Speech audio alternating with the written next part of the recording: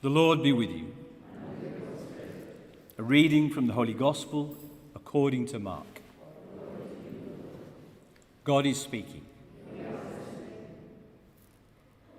On the first day of unleavened bread, when the Passover lamb was sacrificed, his disciples said to Jesus, "Where do you want us to go and make preparations for you to eat the Passover?"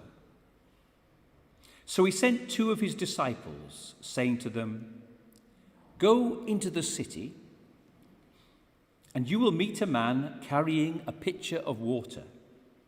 Follow him, and say to the owner of the house which he enters, 'The master says, where is my dining room in which I can eat the Passover with my disciples?' He will show you a large upper room furnished with couches, all prepared. Make the preparations for us there." The disciples set out and went to the city and found everything as he had told them and prepared the Passover. As they were eating, he took some bread, and when he'd said the blessing, he broke it and gave it to them. "Take it," he said. "This is my body." Then he took a cup, and when he'd returned thanks, he gave it to them, and all drank from it. And he said to them, "This is my blood, the blood of the covenant, which is to be poured out for many. I tell you solemnly, I shall not drink any more wine until the day I drink the new wine in the kingdom of God."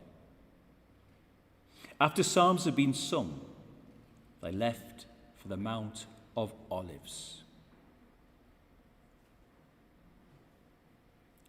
The Gospel of the Lord.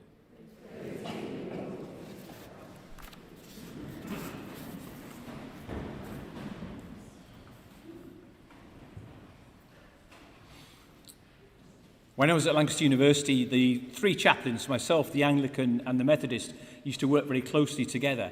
And twice a term, we would have joint services in each other's chapels, which were right next to each other. And the Methodist was a really nice guy who came up to me one day and he said to me, "When we come into your chapel, why does it always have to be Mass? Can't you do something a bit different?" Sister Ella, the Salesian from Bretton Holt, who used to work with me, slightly jokingly said to me one day, "You see, he, the Methodist chaplain, he has to work really hard at his services. All you have to do is say Mass." But getting back to the discussion, I explained to him really that the Mass is more than, when I can say, just a service. And it's not simply, as we would understand it, a memorial of something as well. In the Mass, we believe we are taking part, a very real part, in what's taking place on the cross. We are sharing in that experience of the cross with Jesus Christ himself, the sacrifice, that offering to God which Jesus has made. And we bind ourselves into that through the offering we make at the offertory and after that with ourselves and Jesus. And at each Mass, therefore, we join Jesus in offering himself and ourselves together to the Father. The Mass is all directed to the Father, and Jesus takes us there too with him. I think sometimes this is something we fail to remember when we come to Mass. We have long debates, there have been long debates about what we mean when we say that Jesus is truly present in the bread and wine and the real presence. And there are many ways to explain that, and some are closer to some Christians than others. But I think possibly what was lost at the Reformation, in certain ways to the Christianity as a whole, is that understanding that there is this invitation from Christ at the Last Supper to really join him, to take part in what he is about to do. It's that saving event of the cross. And the words of the consecration at Mass, as we've just heard, what I'm about to say on behalf of us all, come directly from the Gospels, as we've just listened to, Mark's version of the Last Supper. And to us, in modern day English, it sounds, when we say at the end of it, do this in memory of me, it sounds as though we're just remembering a past event. It sounds as though it's just a bit of nostalgia for what Christ has done for us. But it's not that at all. The Israelite Jewish understanding of this word remembrance and memorial is very different.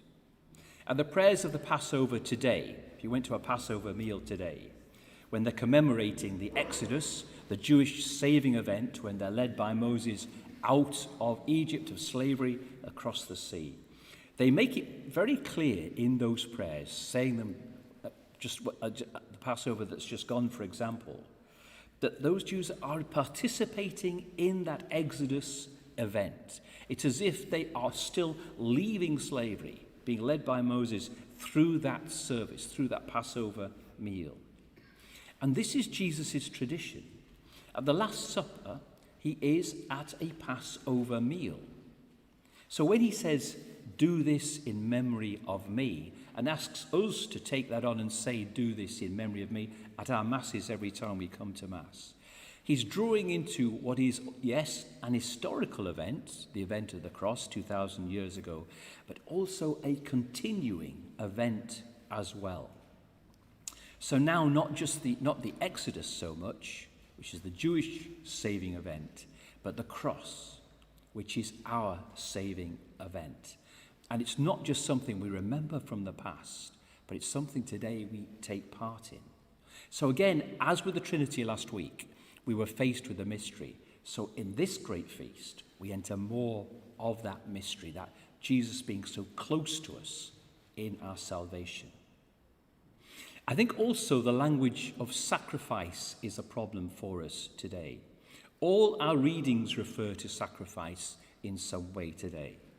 The images that come to mind seem to us like primitive or from a previous age or from a different culture. The repeated references to blood or the pouring out of blood tend to turn us off. And the calling of the Mass a sacrifice in modern language doesn't always help us either. But one of the problems we have today is we pay too little attention to our heritage, what we inherit from our past.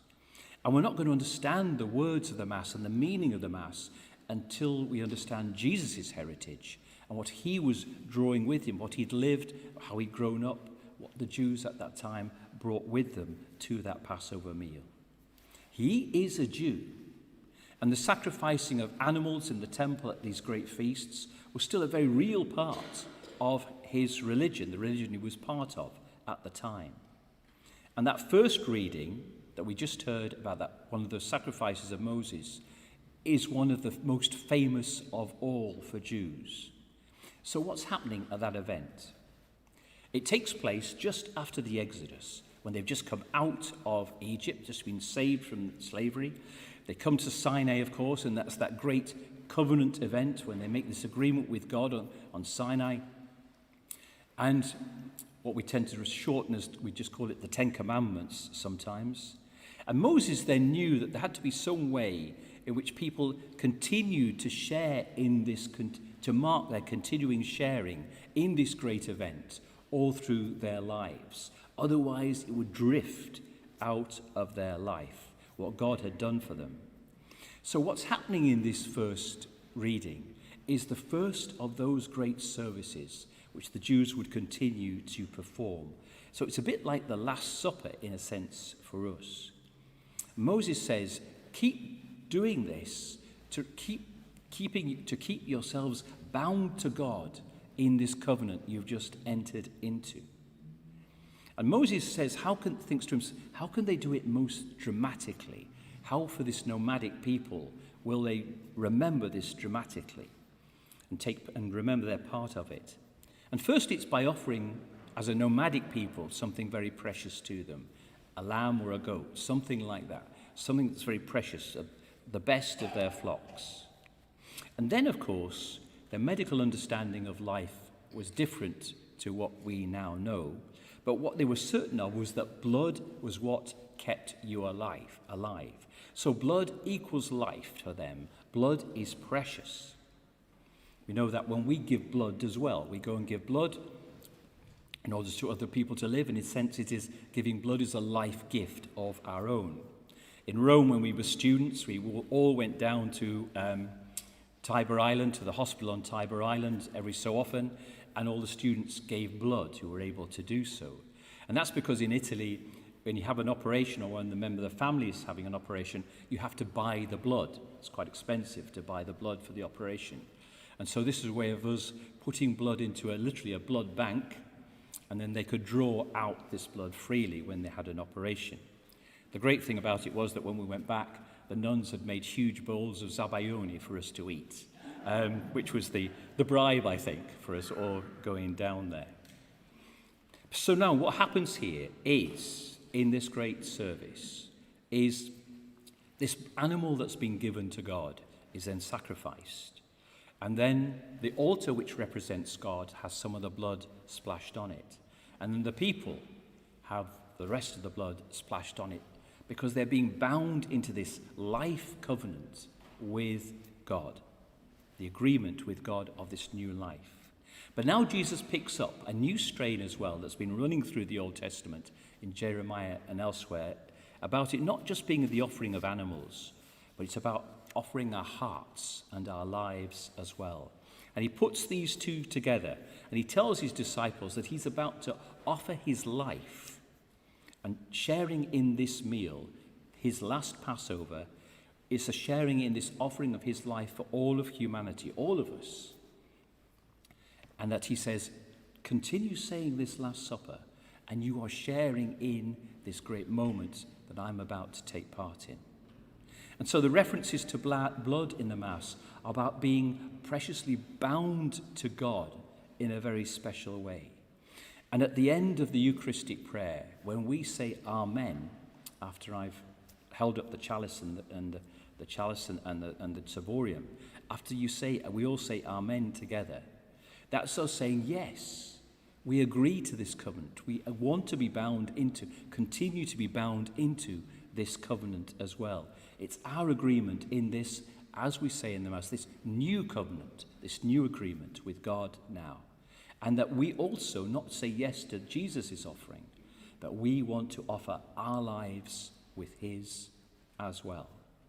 And I think this is what marks out this feast, to be honest. It celebrates the fact that Jesus did not just do what he did for us on our behalf, but he involves us in the very event of the cross as well. And so the very event of our salvation. So it's not something that we can ever work for. He alone can do that for us, our salvation.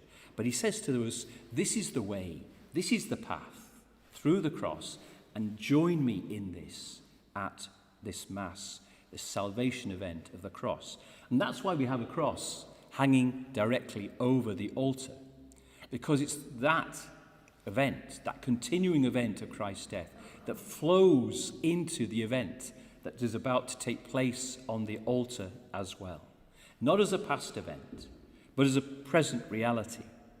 Yes, the crucifixion took place 2,000 years ago, but the reality continues, and we are invited in Mass to offer ourselves with Jesus in this offering to the Father. With Jesus, our Mass is one single offering to the Father in each Mass. And so each Mass becomes an event of the cross, an event of our salvation.